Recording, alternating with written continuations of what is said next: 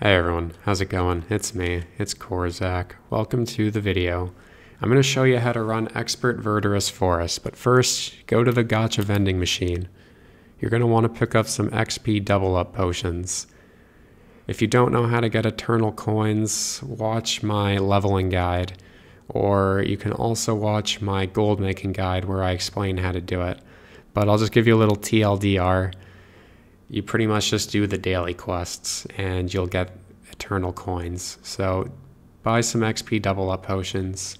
You can go into the market board and you can buy some XP devices. I'm level 60, so the highest one I can buy is this guy right here, which will give me 60% more experience. You can also craft these. If you want to find out how to craft, you can watch my video on how to craft and gather. Okay, so we got healing potions, our gear is fully repaired. We have cake, so that if you get caught in an enemy attack, you won't die. So basically this is a spam heal item. You can heal from 0 to full HP pretty much immediately. You should have that on your hotbar or any item like this. So we got our XP device, we got our potion. Now what I'm going to do, if you have a friend who has a My Home, just go to their house, talk to their butler, get the furniture buff, get that buff, and leave. So this gives you various stuff like extra 10% XP, some attack speed, a little bit of extra attack, physical defense, final crit chance, movement speed, very helpful stuff. It's just worth picking up. So we're going to go on over to Verdurous Forest now.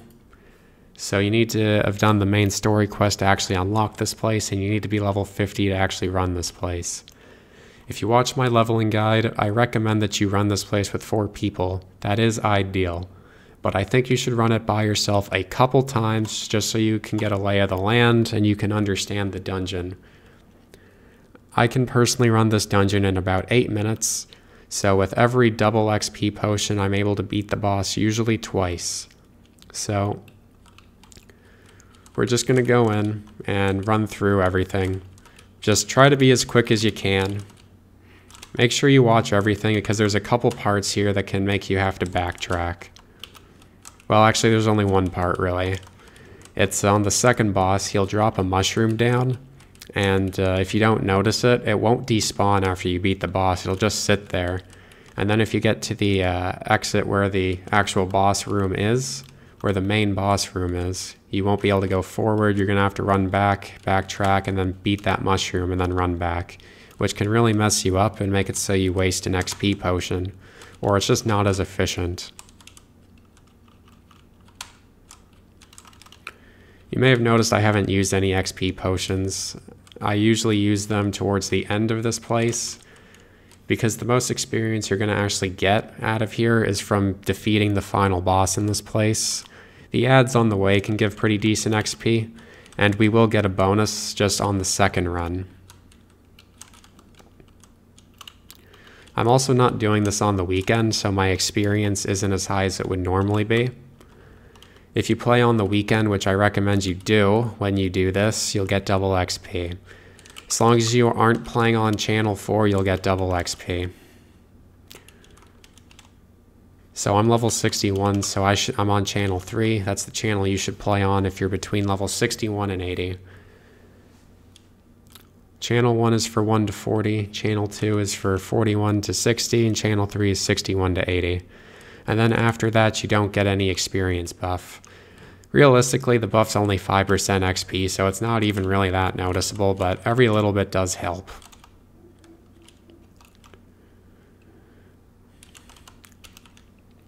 Just kind of find out what abilities work the best for certain mobs and what deals the best with certain packs. Some classes are going to be a lot faster at this than others. The bandit class that I'm playing, the ninja and the archer class, both of them will both be pretty good at this. The mage class will be pretty good at this as well. Not the healer one, the battle mage class, that one's pretty good at it. And gladiator is also good at this, the one who uses the two-handed sword. Pretty much everyone will do fine with this, except for Shaman, the Healer Mage, and the Paladin. Paladin's a really slow class. Also be aware that you can let out an ability like your doll right here to deal some damage in the screen while you can't move. If you're on your ninja, you can use your log right there. If you're on your Myrmidon or Gladiator, whatever it's called, you can let out your wrestler to deal some damage while you wait there. It'll save you a little bit of time. This is the mushroom I'm talking about. Make sure to take them out. Pay attention right here before you leave. Just make sure there's no mushroom here who's going to mess you up and make it so you got to backtrack. So there's no mushroom here, so we can go on with our life. Right here, this pack is slightly inefficient, so I just use my awakening ability right here. That deals with all of them.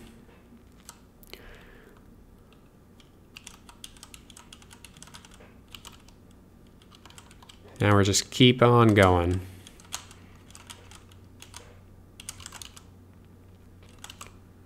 X attack resist is kind of annoying, but it's not that big of a deal once you get used to it, and also depending on your class. If you have an ability like a doll or a log, I recommend you use it here to deal with the lagans. I also recommend you try and defeat the lagans when you have godlike combo, because they give very high experience in comparison to all the other mobs. It's pretty much double. So try and beat them last. But these guys also have annoying ranged attacks, so just be aware of that.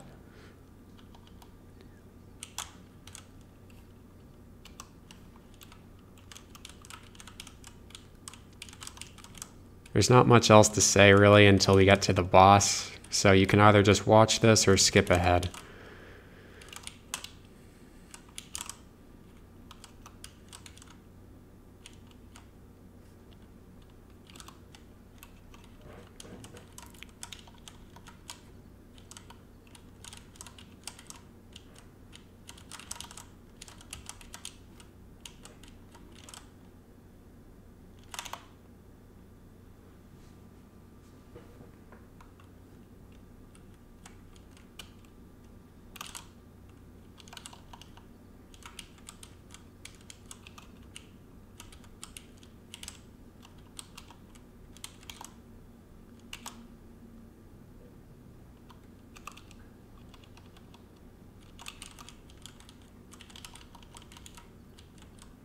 This guy has some annoying attacks, which can prevent you from getting close to him. But once you get used to all these bosses, they're pretty easy. You can wait there for their drops, but even if you get Mist Elf gear, it's not particularly that useful in my opinion, and it doesn't really sell very well. The best thing that you can get gold-wise from running this place is a best cape dropping from the final boss here.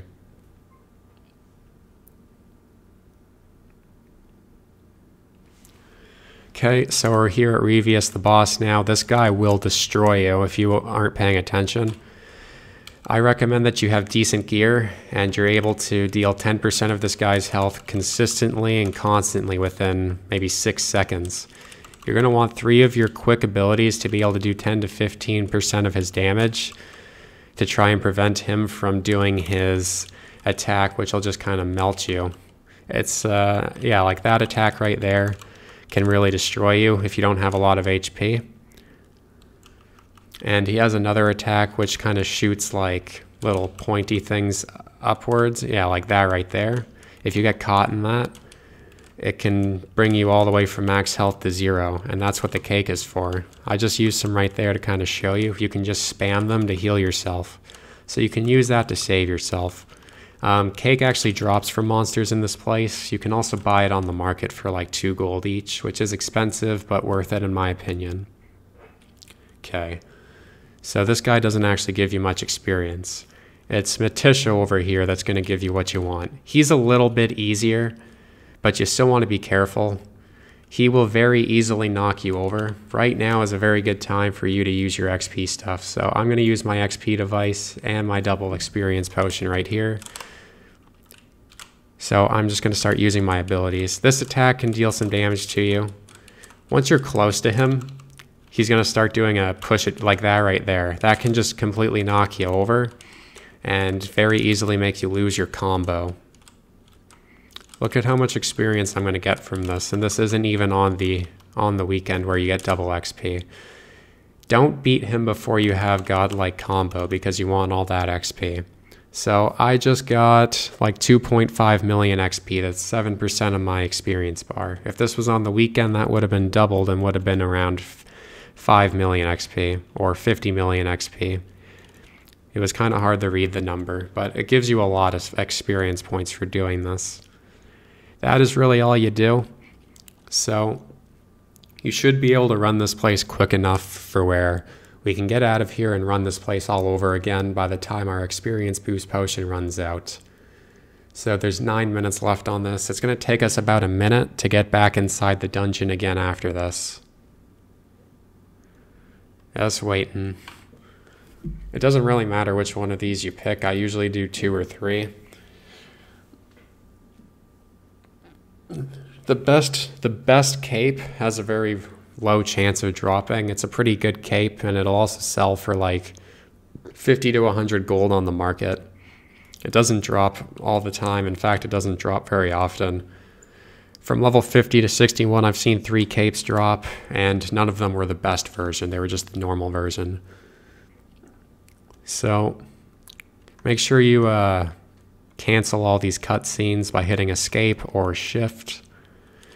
Okay, so now I have 8 minutes to go through this dungeon again and get to the last boss in this place and beat him again. And I'll have no problem doing that. So now I also have the double XP by killing these monsters here, since I still have those XP potions active.